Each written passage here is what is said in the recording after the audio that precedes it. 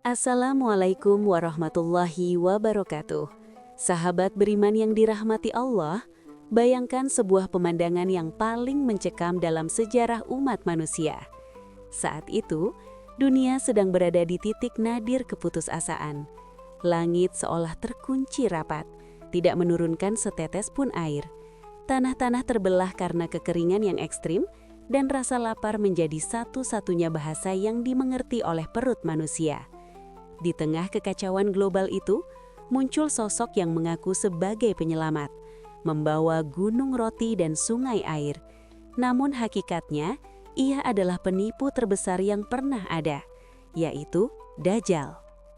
Namun, tahukah Anda bahwa di puncak kesombongannya, ketika Dajjal merasa telah menjadi Tuhan yang tak terkalahkan, ia akan dipermalukan oleh seorang manusia. Sebuah pertemuan epik akan terjadi. Dajjal dengan segala sihirnya akan berhadapan dengan seorang hamba Allah yang saleh, yang menurut banyak ulama adalah Nabi Khidir alaihi salam. Dajjal akan membelah tubuh orang ini menjadi dua bagian, berjalan di antara potongannya, lalu menghidupkannya kembali. Namun, bukannya tunduk, orang ini justru tertawa dan semakin lantang menantang Dajjal. Bagaimanakah detail pertemuan dua tokoh besar akhir zaman ini? Dan benarkah Nabi Khidir masih hidup hingga hari ini untuk menanti momen konfrontasi tersebut? Simak pembahasan mendalam ini hingga akhir, karena ini bukan sekedar sejarah masa depan, tapi bekal akidah kita untuk menghadapi fitnah terbesar yang mungkin saja akan kita atau anak cucu kita alami.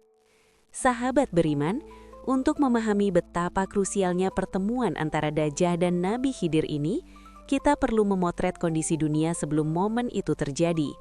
Rasulullah SAW telah memperingatkan kita bahwa tidak ada fitnah yang lebih besar sejak penciptaan Nabi Adam hingga hari kiamat selain fitnah Dajjal.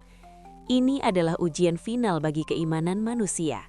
Sebelum Dajjal keluar, Allah akan menguji penduduk bumi dengan prakondisi yang sangat berat, yaitu kemarau panjang selama 3 tahun berturut-turut. Ini bukan kemarau biasa yang hanya membuat sumur kering, tapi kemarau yang mematikan sumber kehidupan. Pada tahun pertama sebelum kemunculan Dajjal, Allah memerintahkan langit untuk menahan sepertiga air hujannya, dan bumi menahan sepertiga tumbuhannya. Bayangkan, hasil panen turun drastis, harga pangan melonjak, dan kelaparan mulai mengintip. Masuk tahun kedua, ujian semakin berat. Langit menahan 2/3 airnya dan bumi menahan 2/3 tanamannya. Krisis pangan global terjadi.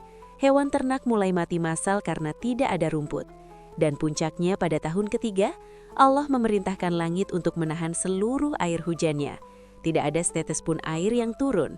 Bumi menjadi seperti tembaga yang panas. Semua tanaman mati, dan seluruh hewan ternak yang memiliki kuku membusuk karena kelaparan dan kehausan, kecuali yang dikehendaki Allah. Di saat manusia berada dalam kondisi sangat lapar, sangat haus, dan putus asa itulah, belenggu Dajjal dilepas. Dajjal akan muncul pertama kali dari arah timur, dari sebuah wilayah bernama Isfahan, yang kini berada di negara Iran, diikuti oleh 70.000 orang Yahudi Isfahan yang memakai jubah tebal atau tayalisa. Awal kemunculannya, Dajjal tidak langsung mengaku sebagai Tuhan. Ia bermain cantik. Mula-mula ia akan tampil sebagai orang saleh yang mengajak kepada kebaikan, memperbaiki tatanan dunia yang rusak. Banyak orang terkecoh. Kemudian setelah pengaruhnya meluas dan ia berpindah-pindah tempat, ia akan menaikkan klaimnya dengan mengaku sebagai nabi. Dan puncaknya ketika ia sampai di wilayah antara Irak dan Syam, ia akan memproklamirkan diri sebagai Tuhan semesta alam. Ia membawa surga dan neraka bersamanya. Namun hakikatnya, ia adalah penipu terbesar yang pernah ada, yaitu Dajjal. Namun, tahukah Anda bahwa di puncak kesombongannya, ketika Dajjal merasa telah menjadi Tuhan yang tak terkalahkan, ia akan dipermalukan oleh seorang manusia. Sebuah pertemuan epik akan terjadi. Dajjal dengan segala sihirnya akan berhadapan dengan seorang hamba Allah yang saleh, yang menurut banyak ulama adalah Nabi Khidir alaihi salam. Dajjal akan membelah tubuh orang ini menjadi dua bagian, berjalan di antara potongannya, lalu menghidupkannya kembali. Namun, bukannya tunduk, orang ini justru tertawa dan semakin lantang menantang Dajjal. Bagaimanakah detail pertemuan dua tokoh besar akhir zaman ini? Dan benarkah Nabi Khidir masih hidup hingga hari ini untuk menanti momen konfrontasi tersebut? Simak pembahasan mendalam ini hingga akhir, karena ini bukan sekedar sejarah masa depan, tapi bekal akidah kita untuk menghadapi fitnah terbesar yang mungkin saja akan kita atau anak cucu kita alami. Sahabat beriman, untuk memahami betapa krusialnya pertemuan antara Dajjal dan Nabi Khidir ini, kita perlu memotret kondisi dunia sebelum momen itu terjadi. Rasulullah SAW telah memperingatkan kita bahwa tidak ada fitnah yang lebih besar sejak penciptaan Nabi Adam hingga hari kiamat selain fitnah Dajjal. Ini adalah ujian final bagi keimanan manusia. Sebelum Dajjal keluar, Allah akan menguji penduduk bumi dengan prakondisi yang sangat berat. Ini adalah pukulan telak bagi Dajjal. Sihirnya dipatahkan oleh keimanan. Dajjal pun berniat untuk menyembelihnya lagi. Namun, kali ini Allah melindunginya. Dajjal berusaha memotong lehernya, namun leher orang soleh itu berubah menjadi tembaga, sehingga pisau atau pedang Dajjal tidak mampu melukainya sedikit pun. Frustasi, Dajjal akhirnya hanya bisa melemparkan orang itu. Orang-orang mengira ia dilempar ke neraka, padahal hakikatnya ia dilempar ke dalam surga Allah. Rasulullah SAW bersabda mengenai orang ini, "Hadza a'dhamun nasi syahadatan inda rabbil alamin." Artinya, orang ini adalah manusia yang paling agung kesaksiannya atau syahidnya di sisi Tuhan semesta alam. Hadis riwayat Muslim. Sahabat beriman, lantas mengapa banyak ulama meyakini bahwa sosok tersebut adalah Nabi Khidir? Dan benarkah Nabi Khidir masih hidup? Ini adalah pembahasan yang sangat menarik dalam khazanah Islam. Mayoritas ulama tasawuf dan sebagian ahli hadis meyakini bahwa Nabi Khidir alaihi salam diberi umur panjang, tangguh oleh Allah dan masih hidup hingga saat ini, bahkan sampai hari kiamat nanti. Pertemuan beliau dengan Nabi Musa alaihi salam yang diabadikan dalam surah Al-Kahfi adalah bukti bahwa beliau memiliki ilmu laduni dan posisi khusus di sisi Allah. Jika dihitung sejak zaman beliau hidup hingga sekarang, usianya mungkin sudah mencapai ribuan tahun. Ada sebuah riwayat yang dinukil oleh Imam Nawawi dalam Syarah Sahih Muslim, bahwa ketika Rasulullah SAW wafat, terdengar suara takziah atau bela sungkawa dari sudut rumah yang mengucapkan salam dan nasihat kepada Ahlul Bait, namun wujudnya tidak terlihat. Sahabat Ali bin Abi Thalib dan Abu Bakar As-Siddiq saat itu berkata, "Itu adalah saudaraku, Khidir."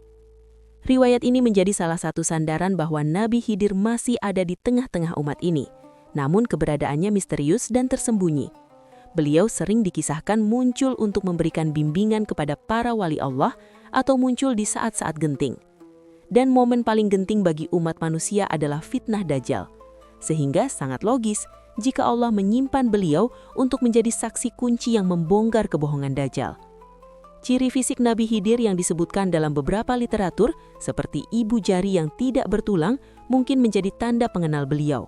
Namun yang paling utama adalah kekuatan ilmunya yang mampu mengenali Dajjal di saat banyak ulama lain mungkin terkecoh. Kembali kepada fitnah Dajjal, sahabat beriman, perlu kita waspadai bahwa pengikut Dajjal nanti sangat beragam. Selain orang Yahudi, kelompok yang paling rentan menjadi pengikut Dajjal adalah kaum wanita.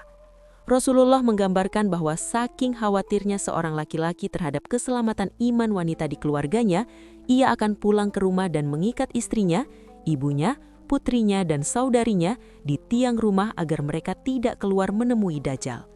Mengapa wanita? Karena pada masa itu kesulitan emosional dan fisik akibat kelaparan sangat dahsyat, dan wanita yang mengedepankan perasaan akan mudah luluh melihat keajaiban roti dan air yang dibawa Dajjal. Selain itu, pengikut Dajjal juga datang dari kalangan orang-orang yang gemar melakukan bid'ah, orang-orang yang fasik, dan mereka yang imannya setipis kulit bawang. Mereka menukar akidah demi sesuap nasi. Kisah keberanian Nabi Khidir atau pemuda mukmin tersebut mengajarkan kita satu hal yang sangat fundamental, bahwa ilmu dan keyakinan adalah senjata utama melawan fitnah. Pemuda itu selamat akidahnya karena ia memiliki ilmu. Ia berkata, "Engkau adalah Dajjal yang diceritakan Rasulullah." Artinya, ia mempelajari hadis-hadis Nabi tentang ciri-ciri Dajjal. Ia tahu Dajjal itu buta sebelah matanya. Ia tahu di dahi Dajjal tertulis kafaro, kafir, dan ia tahu bahwa Tuhan tidak bisa dilihat di dunia, sedangkan Dajjal terlihat nyata. Tanpa ilmu tentang Dajjal, mustahil seseorang bisa bertahan. Maka di zaman sekarang, mempelajari eskatologi atau ilmu akhir zaman bukan lagi sekedar hobi, tapi kewajiban untuk membentengi diri dan keluarga. Sahabat beriman, Dajjal memang menakutkan, namun Allah tidak membiarkan kita tanpa perlindungan. Selain ilmu, Rasulullah mengajarkan kita untuk menghafal 10 ayat pertama dan 10 ayat terakhir surah Al-Kahfi sebagai tameng dari fitnah Dajjal. Beliau juga mengajarkan doa yang dibaca di setiap tasyahud akhir sebelum salam dalam sholat kita. Allahumma inni a'udzubika min adzabil qabr, wa min adzabin nar, wa min fitnatil mahya wal mamat, wa min fitnatil masihid dajjal. Artinya, ya Allah, aku berlindung kepadamu dari azab kubur, dari azab neraka, dari fitnah hidup dan mati, dan dari fitnah al-masih dajjal. Jangan pernah remehkan doa ini. Ajarkan kepada anak istri kita. Kita tidak tahu apakah kita akan bertemu dengan masa itu atau tidak. Tapi yang pasti, fitnah-fitnah kecil atau dajjal-dajjal kecil berupa penipuan, kesesatan fikir dan materialisme sudah ada di sekeliling kita hari ini. Jika terhadap fitnah kecil saja kita tidak berdaya, bagaimana kita akan sanggup berhadapan dengan dajjal yang asli? Keberadaan Nabi Khidir yang menantang dajjal juga memberikan pesan harapan, bahwa setinggi apapun kebatilan menjulang, pasti ada kebenaran yang akan menghancurkannya. Dajjal boleh saja memiliki sihir menghidupkan orang mati dengan izin Allah sebagai ujian, tapi ia tidak memiliki kuasa mutlak. Di akhir ceritanya, Dajjal akan lari ketakutan ketika melihat Nabi Isa turun di Menara Putih Damaskus.